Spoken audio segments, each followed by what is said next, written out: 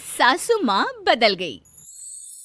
कहानी उस घर की है जहाँ बहू और बेटी को एक माना जाता था, लेकिन फिर अरे शिखा बेटा, तू रसोई में क्यों घुसी रहती है? जा, रोटी मैं बना लूंगी। नहीं नहीं माँ जी, आप बैठिए, बस सारा खाना बन ही गया है। श्वेता को बोल देती हूँ, वो खाना लगा देगी सबका। सॉरी भाभी, मेरे पास वक्त नहीं है। माँ, मुझे पैसे देना, पार्लर जाना है।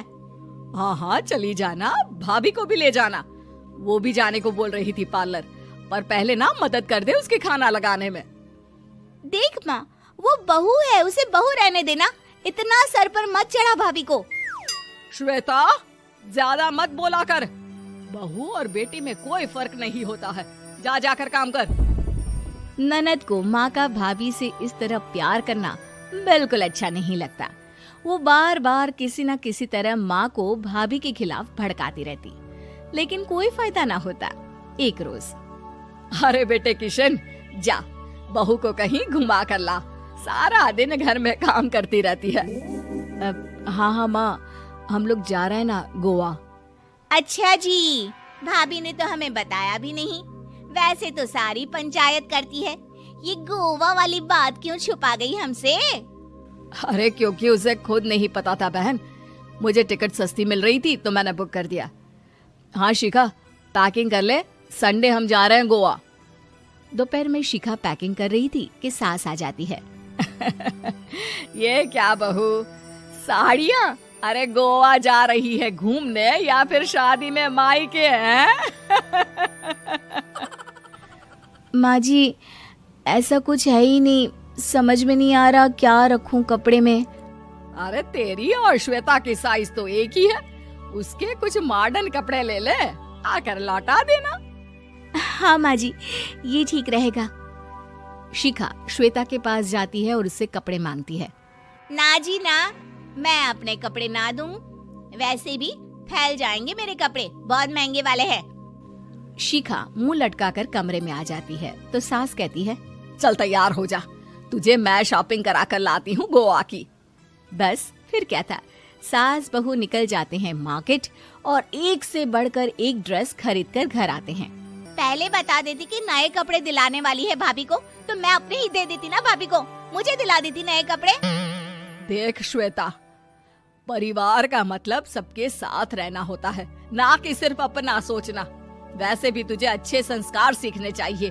और रही बात कपड़ों की, तो शिखा, आज से घर पर भी तू मॉडर्न कपड़े ही पहनेगी। कोई जरूरत नहीं है ये साड़ी वाड़ी लपेटने की। अब क्या था, घर पर श्वेता और शिखा एक जैसे रहते। एक बार पड़ोसन आती है। अरे बेटा, अपनी माँ को तो बुलाना जरा, बात करनी है। शिखा सास को बताती है और रसोई में चली जाती है। ये आपकी बेटी बहुत बड़ी हो गई है, इसके लिए एक रिश्ता है, कहो तो बता दूं। ये बेटी नहीं बहू है, घर में सब एक जैसा ही रहता है।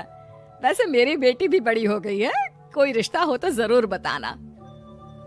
पड़ोसन रिश्ता लेकर उन लोगों के घर आती है। तब श्वेता की होने वाली सास कहती है, तो ये घर है, कितने मंजिल का है? और ये बहू ने आपकी क्या पहन रखा है, जीन्स टॉप? अरे भाई, साड़ी वाड़ी नहीं है क्या इसके पास? देखिए, सर्दी है तो साड़ी में बहू कैसे मैनेज करती, वैसे पहनती है साड़ी भी। देखिए, हम लोग ठहरे पैसे वाले लोग, कोई कमी नहीं है हम लोगों के पास पैसों की, बहुत पैसे हैं, जमीन, नौकर चाकर, कार, सब कुछ है, लेकिन घर में संस्कारी बहू चाहिए। समझ रही हैं ना आप? सास कुछ कहती कि श्वेता बोल पड़ती है, हाय रे, नौकर चाकर से लेकर जमीन, कार, पैसा, हाँ हाँ मुझे रिश्ता मंजूर है, मंजूर है मुझे। अरे रुक जा श्वेता, मैं बात कर रही हूँ ना। देखिए, हम लोगों के घर इतनी आजादी नहीं मिलेगी। अरे हाँ कर देना माँ, हाँ कर दे जल्दी से। सास क्या करती, बेटी की शादी ऐसे घर में कर देती है जहाँ ना उनके विचार मिलते हैं और ना ही आचार। शादी के बाद एक रोज फोन पर, श्वेता बेटा, एक बार घर आ जा, बहुत दिल करता है तुझे देखने का। माँ, वो घर पर बहुत काम होता है, कैसे आऊँ? बड़ा घर है, लेकिन आने जाने वालों की लाइन ही लगी रहती है। बेटा मैं तो जानती थी उस घर का हाल, लेकिन तू ही नहीं मान रही थी।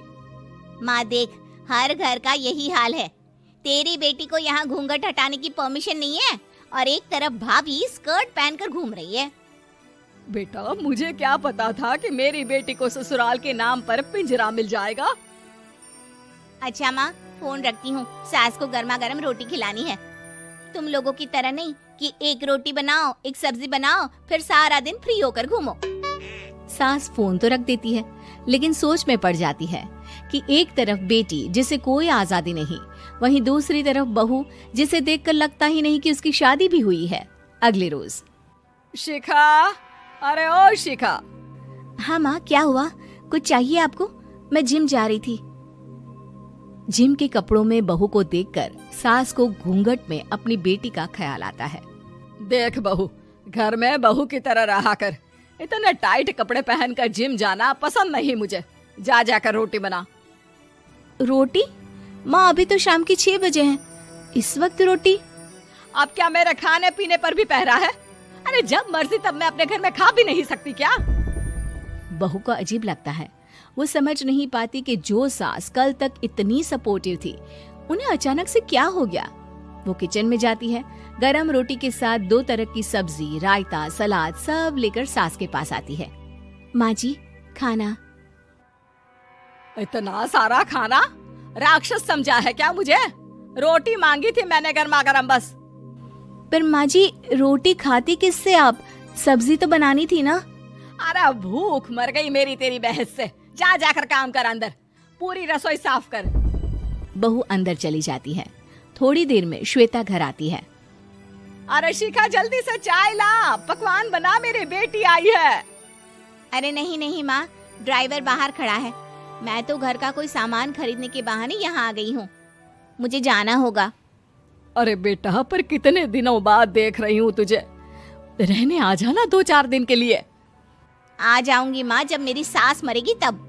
मैं तो रोज मन्नत मानती हूँ कि मेरी सास मर जाए तो अच्छा है। अच्छा चल, जा रही हूँ माँ।